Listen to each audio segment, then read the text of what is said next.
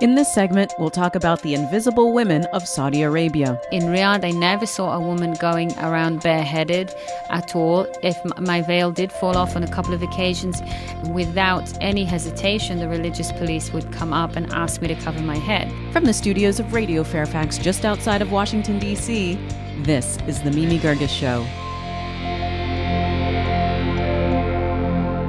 Dr. Qanta Ahmed was living in New York City when her visa to remain in the United States was unexpectedly denied. On a whim, she accepted a position at an elite hospital in Riyadh, Saudi Arabia. Signing the contract, Dr. Ahmed became subject to Saudi laws and punishments, including capital punishment by beheading. As a Muslim woman of Pakistani descent, her journey to the kingdom would bring her face to face with intolerant Wahhabi Islam, as well as those trying to take back their religion from the clutches of extremists. She spent 2 years there, leaving in the months following the 9/11 attacks. She's written a memoir. It's called In the Land of Invisible Women. Qanta Ahmed joins me in the studio. Dr. Ahmed, welcome to the program. Thank you, Mimi. All women in the kingdom must wear a Abaya, which is a long black robe. It completely covers the body. Then there's the headscarf covering the hair and the neck.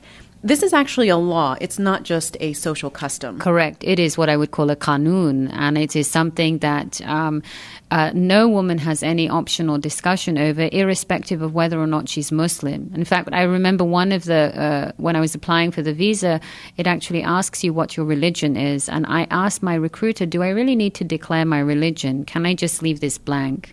And she had said, no, you need to document whether you are Muslim, Christian, or of any other religion. So, of course, I chose the correct category, that I was Muslim. But from even before arrival, these ways of identifying people who are coming to work, are you male, are you female, are you a Muslim, are you a non-Muslim, these signs of separation that are really inherent about life in Saudi Arabia had started. And the application of the Abaya is a law, a requirement adjudicated by law, irrespective of whether your religious beliefs dictate any form of veiling. So what would happen if a woman walked around in public in Saudi Arabia with her hair showing? In hair showing, it's very variable on where you are. Already, even in the years I lived there, Jeddah was more relaxed, and so women were not so concerned if the veil might fall off by accident. In Riyadh, I never saw a woman going around bareheaded at all. If my veil did fall off on a couple of occasions, and without any hesitation, the religious police would come up and ask me to cover my head. And I thought it was very important to respect the laws of the country that I was staying in. After all, I was invited to work there, and I adapted very quickly to the Abaya. Now, when you first put it on, that very first time, how did you feel when you saw yourself in the mirror? It was very strange. First of all, the first thing I can't stand was the sound around my ears of that rustling, which is a very confining feeling. It's something that immediately separated me from my environment more than my appearance. And the fact that I had to learn how to walk in an abaya. I've grown up in communities wearing jeans and trousers and being able to really move freely, not worried about whether I'm going to trip on a hemline. So I was restricted in that sense. However, after looking at that and realizing I didn't look particularly attractive, I didn't look like I belonged in this abaya, but then I started to feel perversely free, because now I was part of this society. Now I could move in this society. Now I could go and see things relatively unseen because I have assumed the garb that was required. I do think it's very clear to make a distinction, especially as a Muslim woman myself, that this is not a judgment on veiling. Veiling, I think, is always the choice of the Muslim woman to make, and the form of veiling, whether she wears a hijab, as you know, which covers just the head and the hair, whether she wears a niqab, which covers also part of the face, whether she wants to wear extreme veiling for some reason, which is becoming more and more popular in London, for instance. This should be a personal choice. The objection I have, which is very intense, is to the fact that the question of women's choice is removed from this. But you know, Dr. Ahmed, there was one Saudi woman you talked to who told you that these rigid laws against women, whether Yes. it's the extreme veiling or the no driving or the can't travel without a male Yes. male permission, she told you that these were the symptoms of the disease. Yes, this is exactly true. What did she mean by that? What I think she means by that, and what I was referring to or trying to get to, is the fact that the obsession with veiling all women, irrespective of their desire, and the mandation of that by law is a manifestation of Wahhabi nihilism. That's what I call it. But the purpose of making the veil a law requirement is to effectively remove 50% of women from the public workspace. It's to make them invisible, preferably also without a voice. And what this woman meant in terms of this is a symptom of the disease, it's one of the signs of Wahhabism. Other signs of the Wahhabism you've just mentioned, music is considered haram. Images, the image of any human face is something that extreme Wahhabis do not agree with, to the extent that I had colleagues who were residents in the hospital wearing an identity badge. And I told one surgeon, gosh, you've got to turn your badge around. I can't see who you are. My patients need to know who's coming to work on them. Oh, no, it's always like that. I don't think it's appropriate to show the image of my face. This is the kind of fanaticism which I have a good word for, which you will relate to, which I call jahaliyat.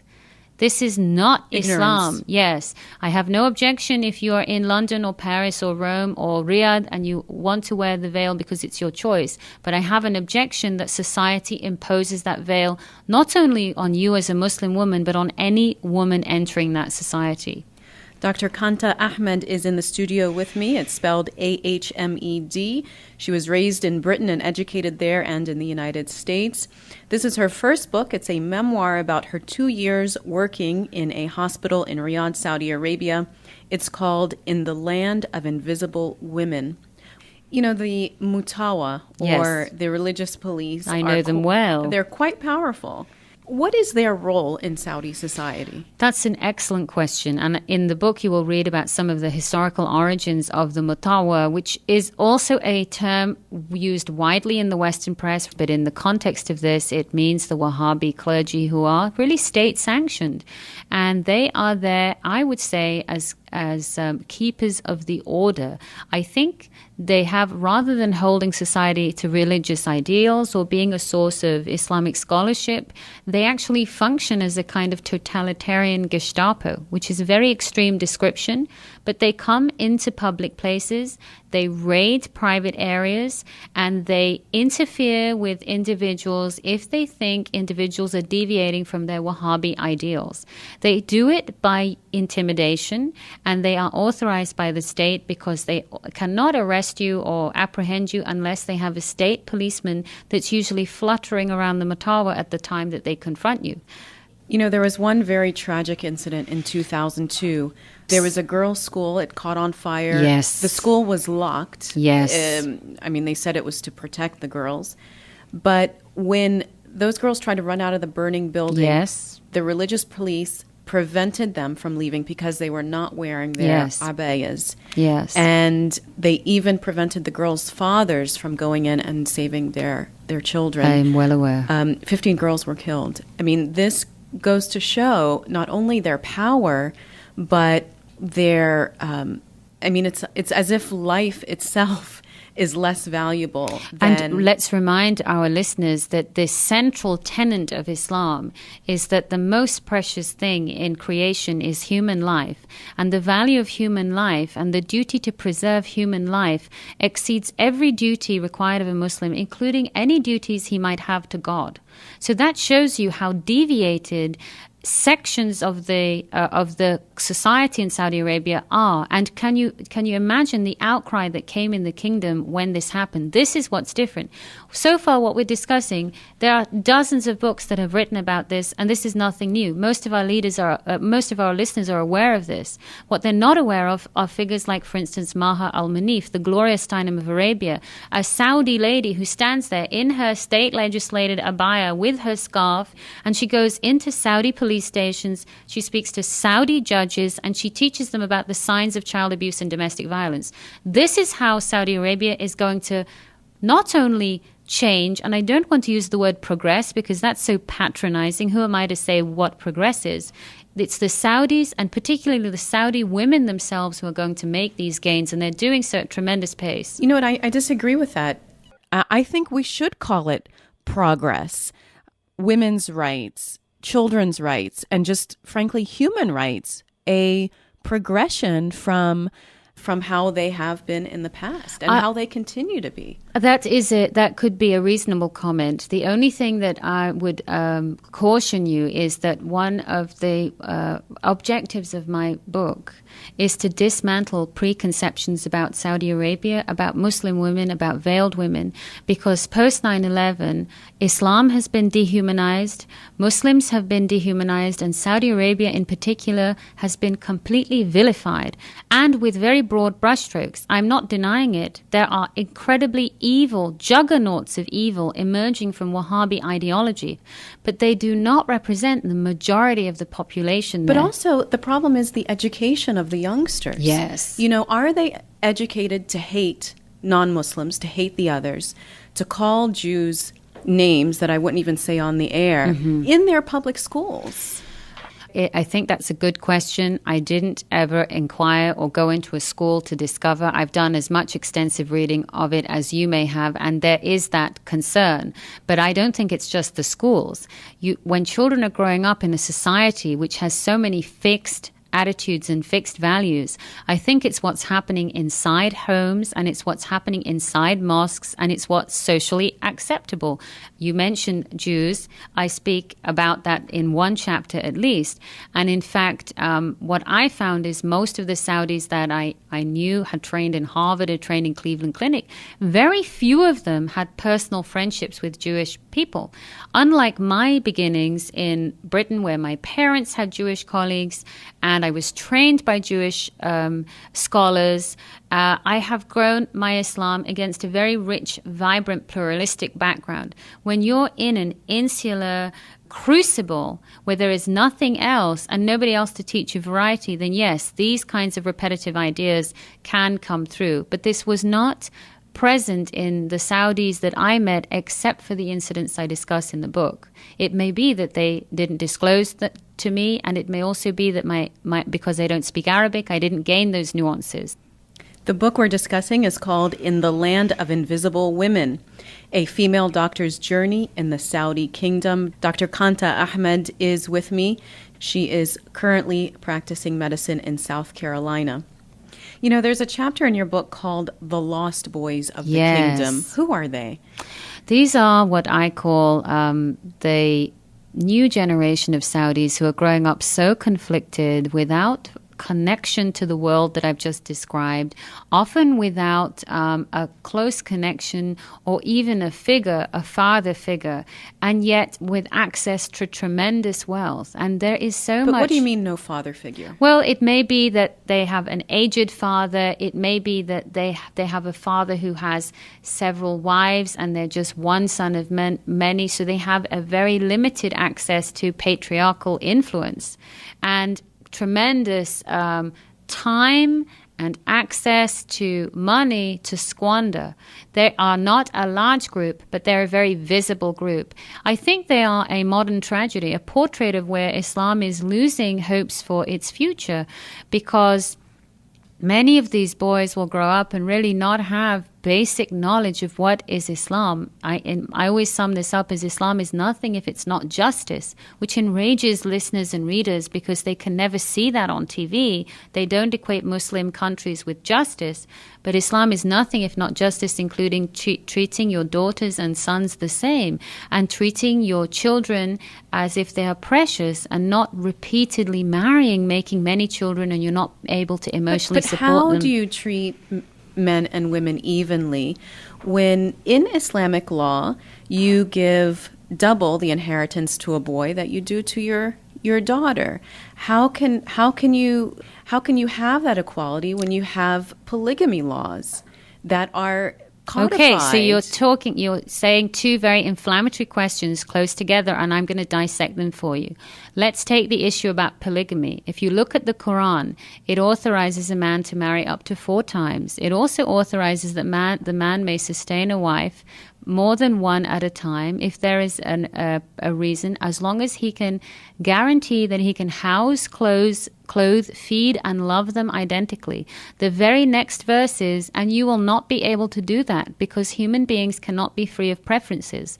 The origins of polygamy, in my feeling, are going back to the beginnings of Islam, when there were a great number of male Muslims slain, leaving unattended wives and children with no means to provide. So hold on. So polygamy at that stage was a form of managing a social calamity where women who couldn't provide for themselves had to. But if you look at the way polygamy has been used in Saudi Arabia, and the history of Saudi Arabia, which I've explained in great detail, is that the polygamy was actually a form of subjugating a whole peninsula. It was a form of intimidation. This is not the Islamic purpose. So in your opinion, polygamy should actually be outlawed?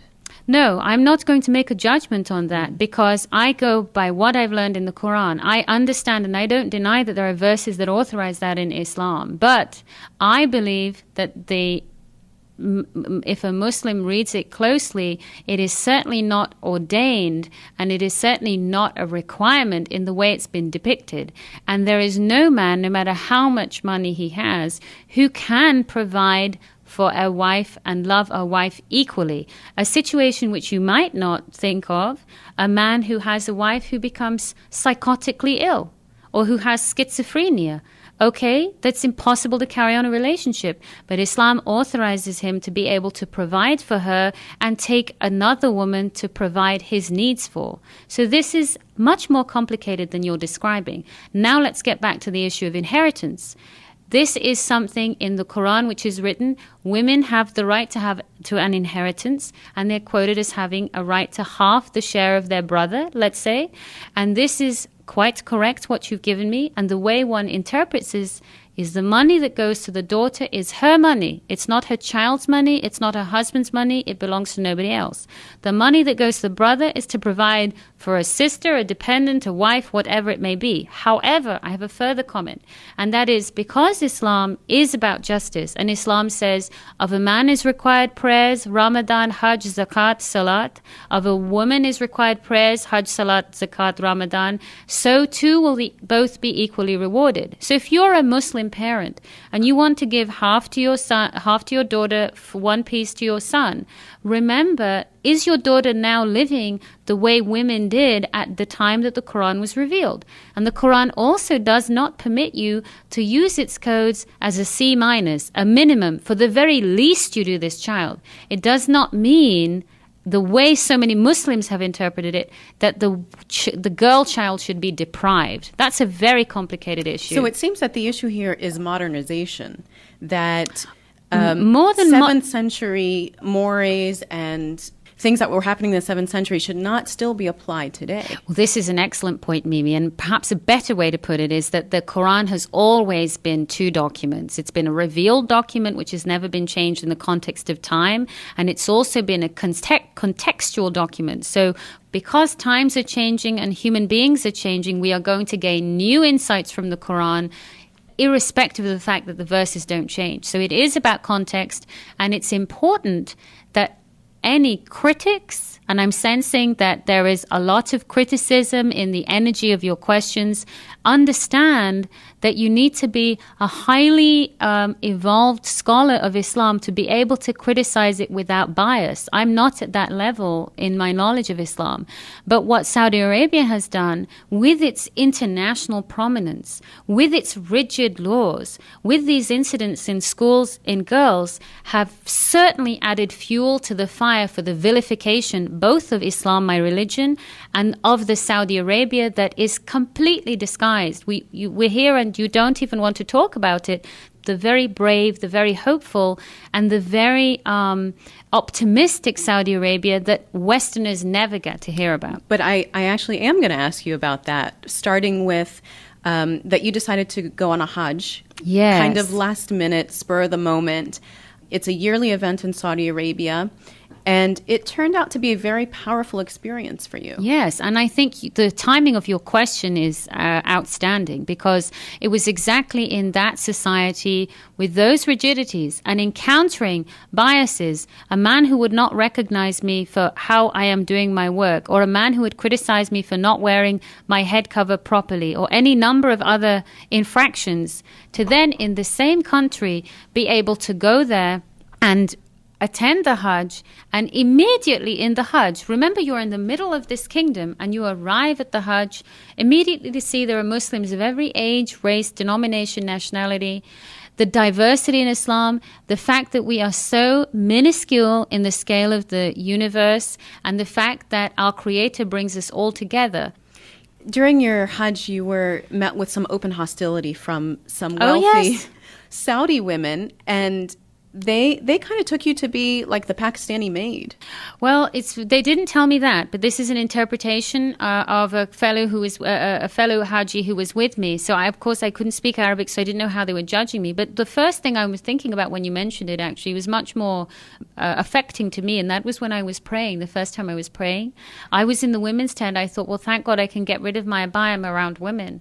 That provoked so much upset that I was even preparing to say my salat in a trousers and shirt, that I realized I couldn't start without putting my abaya on, which I found amazing because I was with only women. But worse than that was the way I tied my headscarf, and in the middle of my prostration came the calls of haram, haram. But it was that reveals the rigidity, the orthodoxy, and also the insularity. They don't know how you pray in Egypt. How do you pray in Pakistan? Yes, we say the same words, we have the same gestures, but we don't have the fanaticism about you can't pluck your eyebrows, you must expose your eyebrow, you must cover it. This is insanity. One of them even came up to me and said, well, how long since you've converted to Islam? And I couldn't wait to tell my parents about that. So you are right. Qanta Ahmed is in the studio with me. She was raised in Britain and educated there and in the United States. She is practicing medicine in South Carolina. This is her memoir. It's about her 2 years working in an elite hospital in Riyadh, Saudi Arabia. The name is In the Land of Invisible Women. A Saudi couple you worked with at the hospital divorced. Yes. What was the basis for that divorce?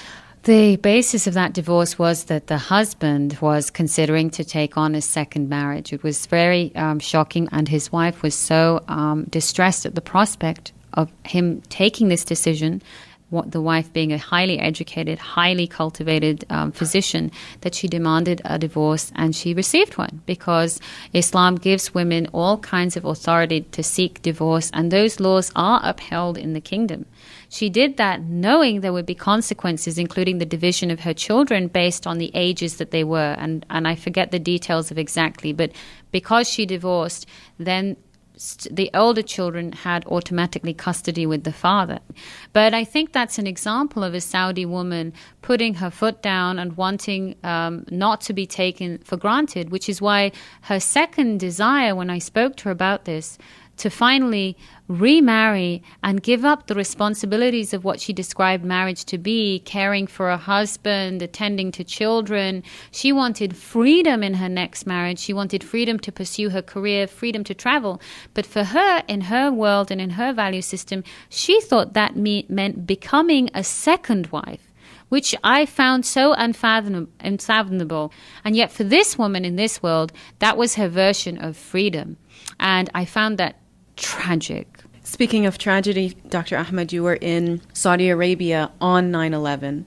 Can you tell us about that day? Yes, and here we can be very critical. That chapter was one of the most difficult chapters I had to write.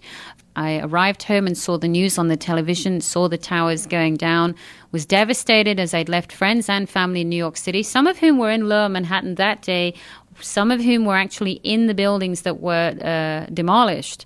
And so I returned to work devastated to share the news and the experiences, and found business as usual and colleagues infused with energy and a sense of satisfaction. It was the most chilling moment. And notice, very important in that chapter, is that is not a feeling at all restricted to the Saudis. Actually, I encountered it in many more non-Saudis because there were just more non-Saudis there in terms of people, particularly from my origin, Pakistan. It was the most destructive experience. And when I confronted this, when I explained my sadness, I was so wanting to talk about it. They looked at me and they said, "Where have you been, Qanta? Do you know how many people die in Gaza every year? Do you know how many people are killed in bomb blasts in Pakistan every year? It's time America learnt what it felt like to the rest of the world. They deserved this. They had this coming." And it was so shocking. These words, or to the effect of these words, came from colleagues who were almost exactly like me. They were Muslim. They had parents who were Pakistani. They trained in New York City. They had gained all their medical credentials from this country, just as the way I had. They were now enjoying the same good salaries and great positions in the best hospitals in the Middle East because of U.S. boards. And I was so shaken that, and this came from men with whom I had tremendous friendships. Their wives would cook food for me, always celebrating events together, that I realized I was very separate. There was even some doctors and patients clapped when, when the towers This fell. is something I did not see. I thought this is something important to record because it was reported to me by multiple witnesses. And there was even a public memo about it in the hospital, which assured me that it really had occurred. And what I'm learning, this is one of the most frightening chapters. Only my editor has read this. I mean, this few days have gone by. I never showed that chapter to my parents or friends or families because I was so afraid of it. Recently, I decided to share the chapter with an acquaintance in Pakistan. I just thought, let me see what the average Pakistani male Muslim might think of this. And remember, my family is Pakistani. So he read it and he didn't flinch. He said, "Oh, yes, this is quite honestly how many Pakistanis feel and how they still feel." But it's not to single out Pakistanis. It's a very pervasive problem, even bigger than the story about what is Islam and what is Saudi Arabia or what are Saudi women. What are Muslims thinking and doing? How can that kind of attitude be socially acceptable, let alone socially pervasive? Those are the things I want to shed light on. That's what we need to be super critical on, even though it's intensely inflammatory and very frightening to discuss. Qanta Ahmed, the book is called In the Land of Invisible Women, A Female Doctor's Journey in the Saudi Kingdom. Dr. Ahmed, thanks so much for being on the show. Thank you, Mimi, and thank you for being with such fortitude for putting up with my responses. Thank you. Thanks for listening. All of our programs are on our website, mgshow.org. You can also send me an email. I'm at feedback@mgshow.org. Follow me on Twitter at Mimi Gerges. It's MIMIGEERGES. Give us a like on Facebook or check out my YouTube page. This program has been brought to you by the African American Public Radio Consortium, NPR Distribution, and the Public Radio Satellite System.